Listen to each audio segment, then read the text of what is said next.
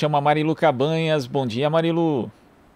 Olá, bom dia, Glauco. Bom dia a todos que acompanham aí o Jornal Brasil Atual. E vamos falar sobre o conflito entre Israel e Palestina. De acordo com o Ministério da Saúde palestino, em Gaza, 243 pessoas morreram por conta de ataques israelenses, entre elas 66 crianças e 39 mulheres. E segundo autoridades israelenses, os foguetes palestinos mataram 12 pessoas, sendo duas crianças. Depois de 11 dias de ataques, houve cessar-fogo na sexta-feira na região e nesse mesmo dia a polícia israelense atacou grupos de palestinos do lado de fora de uma mesquita em Jerusalém. E nós vamos falar sobre esse cessar-fogo com o Emir Murad, ele que é secretário-geral da Confederação Palestina Latino-Americana e do Caribe, COPAL. Bom dia, Emir, prazer em recebê-lo. Bom dia, prazer todo meu. E também o Nathaniel Braia, historiador, jornalista, diretor do Observatório Judaico de Direitos Humanos do Brasil. Olá, Nathaniel, bom dia. Oi, prazer bom em recebê-lo também. Bom dia, Marilu, prazer é nosso. Tá de máscara, ó, também, né, Nathaniel? É moda agora. Isso, é preciso, né, Nathaniel? Você estava me contando que você está em casa, mas você está com visita e por isso está se protegendo e protegendo. Minha enteada apareceu em sintomas e minha mulher tá pedindo para a gente ficar uns dias com máscara e tal. Estamos fazendo um teste com ela. Muito bem, tá corretíssimo. Bom, inicialmente, vamos falar aqui das mortes decorrentes desse confronto, né? No início eu dei aí o número de mortos. Cada vida perdida, evidentemente, é lamentável, né? Mas o número de mortos na Palestina é muito maior do que em Israel, envolvendo aí muitas crianças. É natural aí, o poderio bélico é completamente desproporcional aí entre esses dois estados. Israel afirma que seus ataques aéreos se destinavam principalmente para atingir aí as instalações militares do Hamas, mas não foi isso que aconteceu. Bom, inicialmente, já que o número de mortos maior foi do lado da Palestina, vamos dar chance aqui, Nathaniel, do Emir Murad, falar inicialmente sobre esse fato, e em seguida você, pode ser? Pode ser, pode. Então vamos lá, Emir, como é que você viu todo esse confronto e nesse cessar-fogo justamente houve novo ataque? Bom, o confronto é entre duas partes totalmente assimétricas, né? Não se trata de uma guerra de um exército contra outro exército. E geralmente nas guerras que Israel promove dentro do seu plano histórico de limpeza étnica da Palestina, de expandir seus territórios, ocupar cada vez mais territórios palestinos, né, e de promover a expulsão, né, e o confisco de terras, todos esses conflitos se enquadram, desde a criação do Estado de Israel, dentro desse processo. Então, nós não podemos dizer que a resistência dos franceses, os grupos de resistência franceses contra os nazistas eram o quê? Era um exército contra o outro. Então, todo o povo tem o direito a resistir contra qualquer tipo de ocupação estrangeira em seu solo, né? Como foi o povo argelino, como foram tantos outros povos na história. Para vocês terem uma ideia, em 2008, foi o ataque que Israel promoveu contra a Palestina. Tivemos a Operação Chumbo Fundido, que chamava, né? Tivemos 1.440 mortos palestinos e 13 israelenses. 5.300 feridos palestinos e 518 feridos israelenses. E 47 mil casas destruídas. Isso para não dizer, aqui estão as escolas, os hospitais e etc. As ambulâncias, né? Então, em 2012, foi 167 mortos palestinos e 6 israelenses, na Operação Pilar Defensivo. E em 2014, na Operação Margem Protetora, foram 2.100 mortos palestinos e 73 israelenses.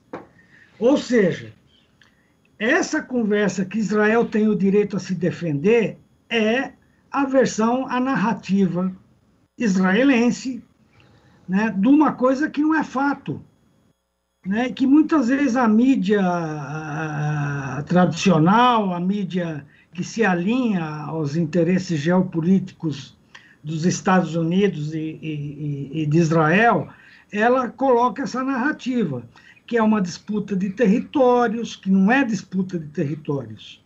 O território pertence à Palestina. Então, os palestinos não estão disputando nada, estão em seus próprios países resistindo contra a ocupação.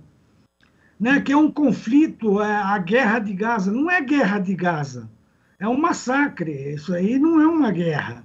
Né? Porque uma guerra não tem essa desproporção que se apresenta nos diversos ataques que Israel promoveu contra o povo de Gaza, o povo de Cisjordânia.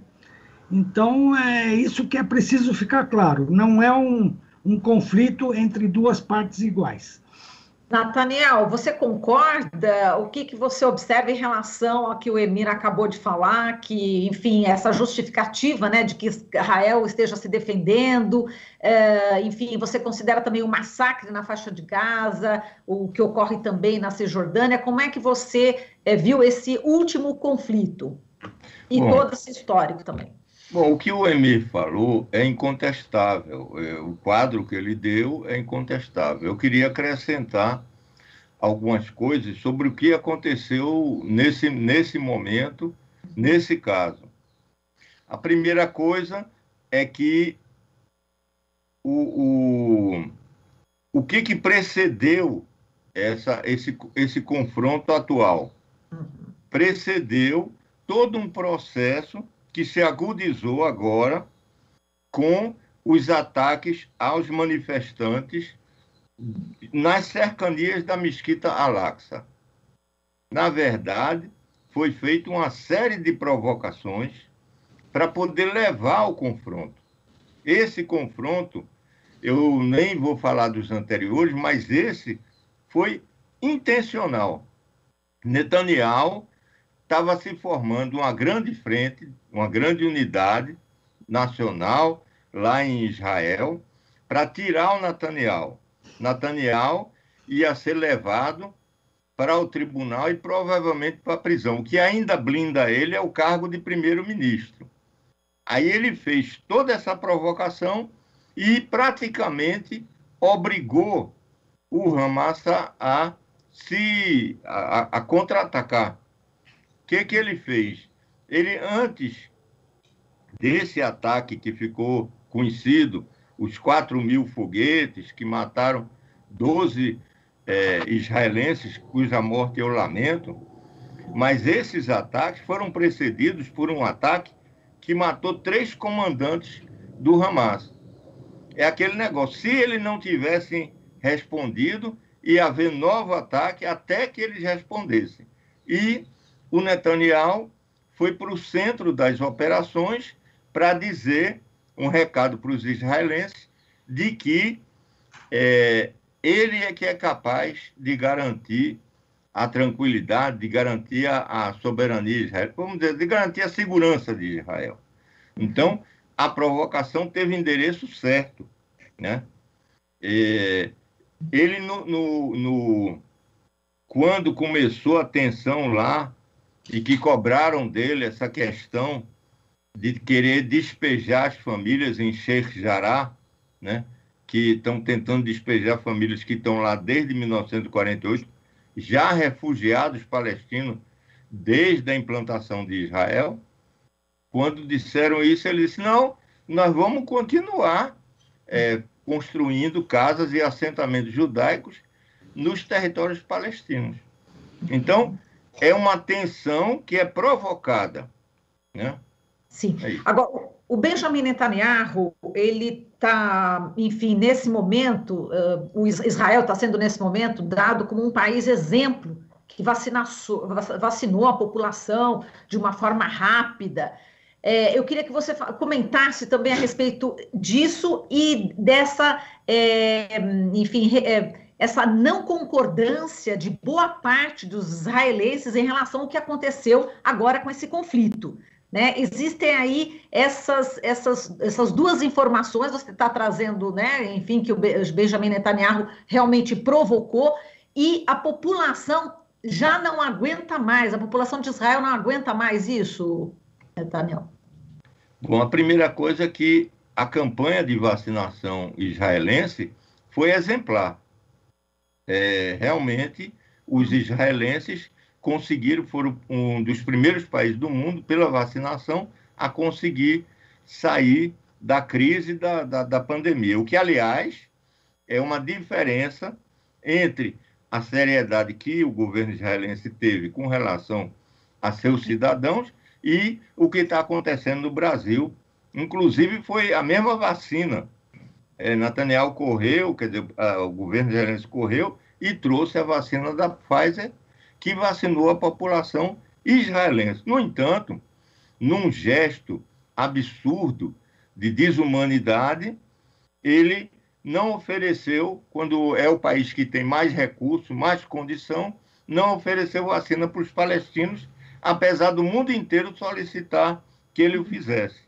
Então, são manifestações provocativas. Você vacina toda a sua população e deixa, e particularmente em Gaza. Aliás, só para um parêntese, nesses ataques, essa agressão que o Emílio falou, um dos alvos que foi atingido foi a única clínica, a clínica de Al-Rimal, que foi devastada por bombardeio israelense, a clínica que fazia testes sobre Covid, a única que fazia em Gaza.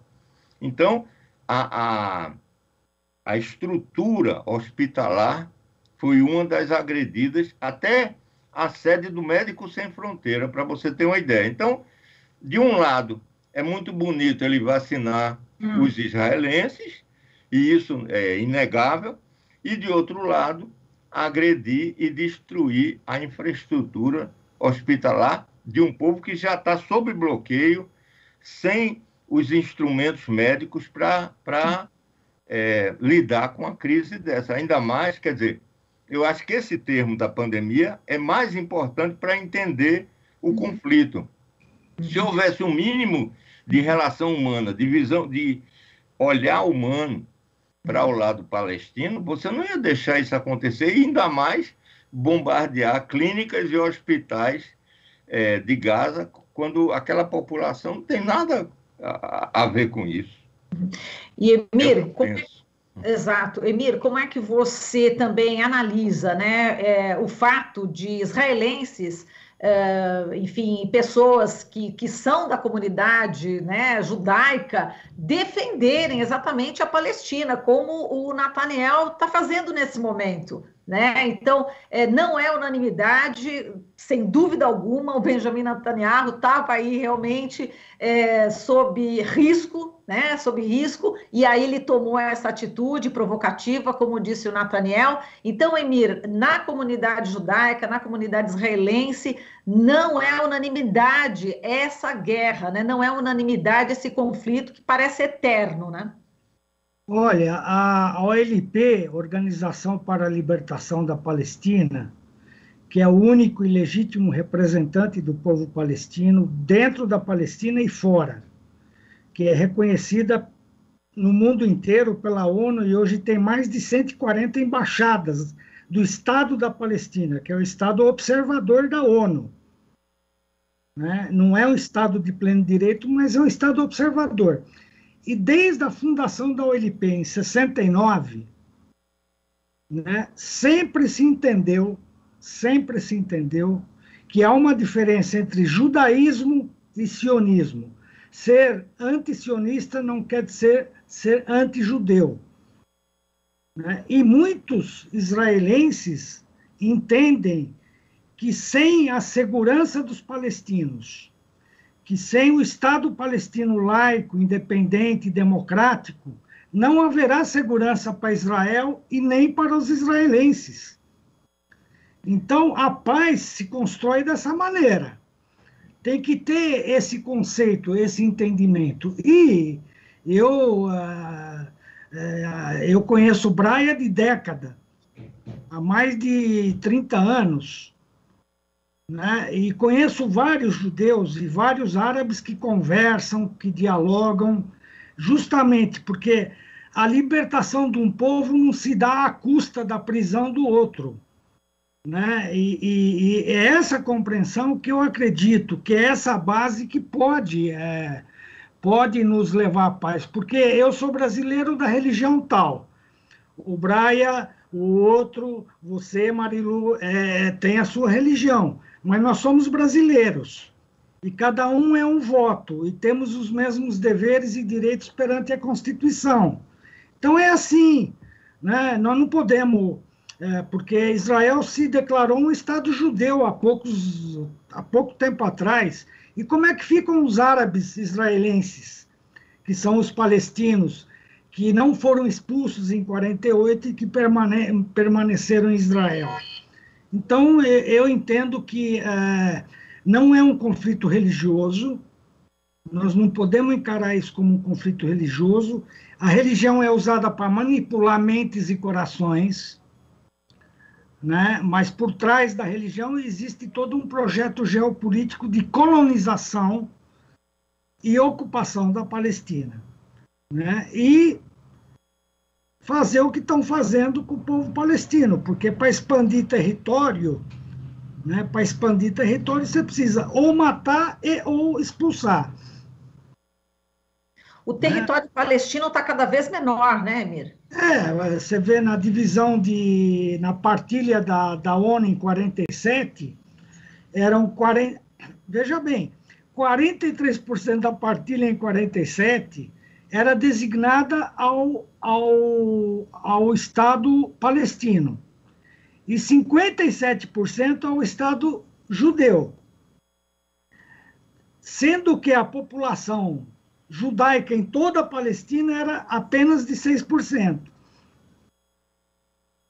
Então, a própria partilha já foi um erro, né, de 47. Aí teve a guerra entre árabes e Israel. E Israel ocupou 78%, né, do território palestino. Além dos 53%, foi para 78%. Em 67, ela ocupa a totalidade da Palestina,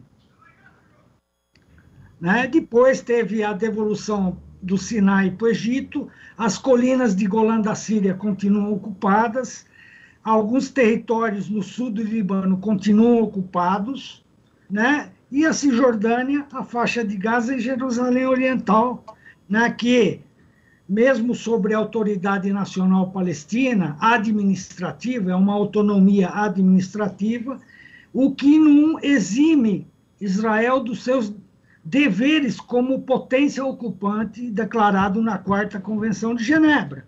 Inclusive, era dever de Israel, pela 4ª Convenção de Genebra, prover vacinas ao povo que está sendo ocupado, aos territórios ocupados. Então, isso é a lei internacional que diz. Então, é isso que a gente, lamentavelmente, hoje a Cisjordânia é um queijo suíço, porque você, para ir de uma cidade para outra, tem vários checkpoints, os recursos hídricos são controlados, a faixa de Gaza está sob cerco por ar, mar e terra desde 2006, um bloqueio desumano com mais de 60% de desempregados na faixa de Gaza, né, com uma infraestrutura precária de sanitária, não entendendo?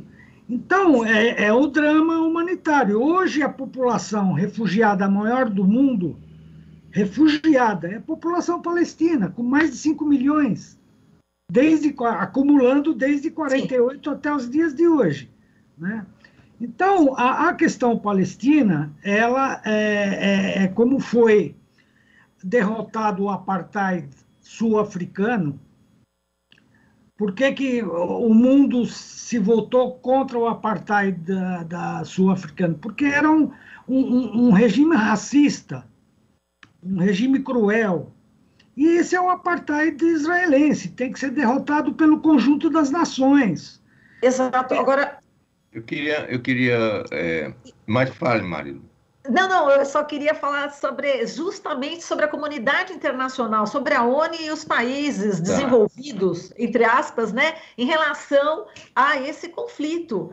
Vocês acham que a ONU não está abandonando, né, nos últimos tempos, o tema Palestina, e a comunidade internacional falando sempre que o Hamas é um grupo terrorista, por exemplo? Enfim, como é que vocês estão vendo a atuação da comunidade internacional? Bom, primeiro eu queria falar sobre um aspecto que eu acabei me dedicando a falar sobre outros aspectos, mas esse aspecto da comunidade judaica eu acabei não falando e é muito importante. Hoje existe no Brasil um movimento muito grande, diversas entidades, tem o Meretz, tem o nosso observatório, tem os Judeus pela Democracia, tem a ASA, que é a Associação Sholem Aleichem, eu e o Emir, a gente deu palestra lá no Rio de Janeiro. Então, uma série de entidades que estão batalhando e estão enxergando o perigo da fascistização no Brasil. Uhum. E essas entidades estão linkando, conectando essa luta contra o fascismo no Brasil a uma luta, a uma participação. É claro que a gente não está lá, mas a gente, através de nossos parentes, da discussão dentro da comunidade judaica, nós levantamos essa questão. Por quê? Porque ela nos afeta. Porque quando acontece um negócio desse, uma agressão desse tamanho, os judeus precisam se pronunciar, porque senão fica parecendo que a gente é conivente com isso. E o pronunciamento dos judeus brasileiros está cada vez mais se elevando. E não é só os brasileiros, certo? Nos Estados Unidos, existe uma organização que chama-se J Street, né? Que é uma contraposição ao lobby pró-sionista, pró-Israel, acrítico de Israel, que é o AIPAC. O J Street, Street é a rua, é o que fala, é o judeu da rua falando. Então, o J Street, ele se opõe a tudo isso e coloca no centro a questão dos dois estados. O que é dois estados? É se retirar da Palestina ocupada, Israel se retirar, colocar em discussão a solução para o problema dos refugiados palestinos, tá certo? E tomar as medidas para que possa haver dois estados viáveis. Como o Emir falou aqui, essa questão do queijo suíço, da Palestina totalmente ocupada por assentamentos, inviabiliza o Estado palestino. E, com isso, vai se tomando mais terras e espremendo os palestinos em território cada vez menor, numa concepção que parece similar à que acontecia na África do Sul, que, aliás, o Trump disse que era o acordo do século. Israel ia ocupar, anexar mais 1/3 da Cisjordânia e o resto ia virar um Bantustão palestino. Não é um Estado, é um confinamento, como é a faixa de Gaza hoje. E o mundo inteiro está se levantando. Agora, eu escrevi uma matéria que saiu hoje no jornal que eu participo, que é o Jornal Hora do Povo, que 200 mil, a maior manifestação da história de Londres. 200 mil pessoas foram para a rua em solidariedade aos palestinos. Então, a concepção, a visão de que isso não pode acontecer, né, não pode continuar, está cada vez mais alicerçada, está cada vez mais vista. Exato. Aí eu sei que o nosso tempo está se acabando, mas... Está acabando. Mas tem umas frases aqui que foram lidas nessa manifestação que mostram como que essa visão está evoluindo. Se você me permite, não sei Sim. se... Vamos lá, pelo menos uma ou duas. É. Ó, isso aqui é o McDonald, que é um trabalhista, que falou no ato. É verdade que um cessar-fogo foi negociado e nós saudamos o cessar-fogo. Mas vamos deixar claro que não cessaremos a nossa campanha em solidariedade à Palestina até que haja justiça.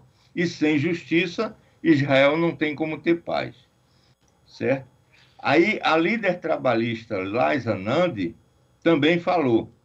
Ela disse o seguinte: não há solução militar para este conflito. Deve ser estabelecido um processo de paz significativo que garanta um Estado da Palestina ao lado de um seguro Estado de Israel. O processo de paz deve tornar esse objetivo atingível.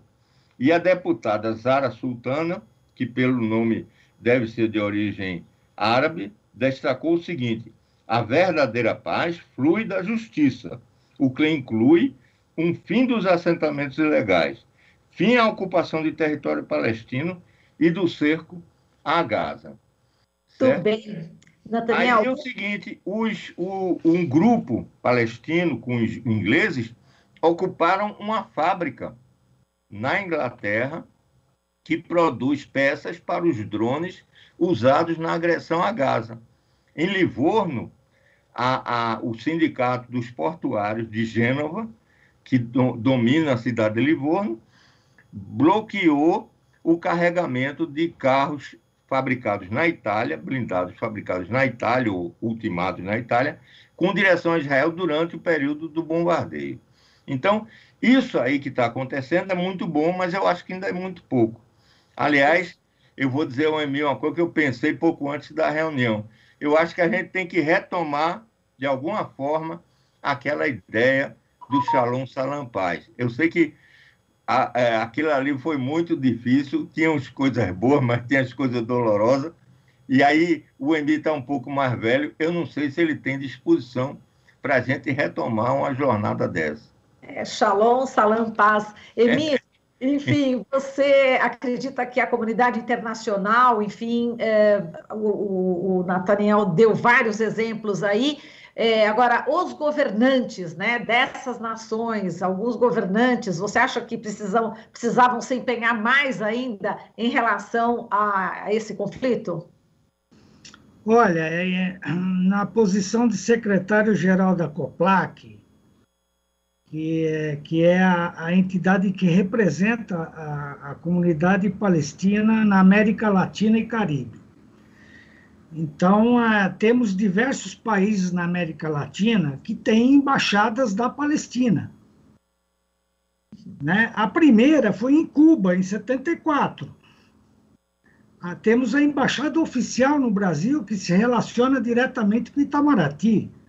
E temos o escritório de representação do Brasil na Cisjordânia, na Palestina. Como temos embaixadores no Chile, no Peru, né, em El Salvador, na Nicarágua. Então, a maioria dos países latino-americanos e do Caribe tem uma agenda positiva em relação à questão palestina, né, com exceção de alguns, né, mas são governos. Né, mas a política de Estado do Brasil, por exemplo, é histórica e bastante positiva em relação à causa palestina, à questão palestina. Né, tirando o atual governo, que mete os pés pela cabeça, né, que relegou Itamaraty a um nível nunca visto antes na história, um nível baixo, que não compreende as relações diplomáticas, não compreende o direito internacional e, portanto, não tem como exercer positivamente qualquer tipo de agenda, não só a questão palestina. Né? Aí vai por água abaixo tudo que foi construído pela diplomacia brasileira, que é reconhecida internacionalmente. Né? E nós temos o principal, que a pergunta é como pressionar Israel, né, a fazer a paz. Né? Essa que é a questão. A questão é a seguinte: Estados Unidos dão prêmio a Israel $4 bilhões anuais a fundo perdido para se desenvolver tecnologicamente e militarmente. Né? A ONU é fruto, né? A ONU é fruto dos vencedores da Segunda Guerra Mundial. Quem manda na ONU, principalmente, é o Conselho de Segurança, formado por 5 países: China, Rússia, Estados Unidos, França e Inglaterra. Eles têm o direito ao veto. Se um vetar, não passa nenhuma resolução. E os Estados Unidos, historicamente, têm vetado todas as resoluções que criticam Israel ou tentam pressionar Israel, né, para avançar em determinado ponto com relação à questão palestina. É evidente que a União Europeia tem seu peso, mas falta muita ação ainda para fazer o que fizeram com o regime do apartheid na África do Sul. O que aconteceu com a África do Sul? Se juntou à comunidade internacional e impôs sanções duríssimas à África do Sul. Você vê que o Obama, que é o democrata, que falaram tanto, não entendendo? E é lógico, é que nem Israel, é democrata para a população judaica, mas é opressor para a população palestina. Sim, né? Emir, Então, me desculpa, Emir, o problema é o seguinte, que nós já ultrapassamos aqui o tempo, a gente volta a se falar em outra oportunidade, que nosso entrevistado já está, o próximo entrevistado já está aguardando, Tá e bom. nós já estouramos o tempo, me desculpa, mas a gente volta a se falar em outra oportunidade, tá bem? Tá bem. Um abraço, Emir e Marilu e todos aí da TVT e da Rádio Brasil Atual. Obrigado. Obrigada, Emir. Emir Murad, secretário-geral da Confederação Palestina Latino-Americana e do Caribe, e o Nathaniel Braia, historiador, jornalista, diretor do Observatório Judaico de Direitos Humanos do Brasil. Você está ouvindo Jornal Brasil Atual. As notícias que os outros não dão.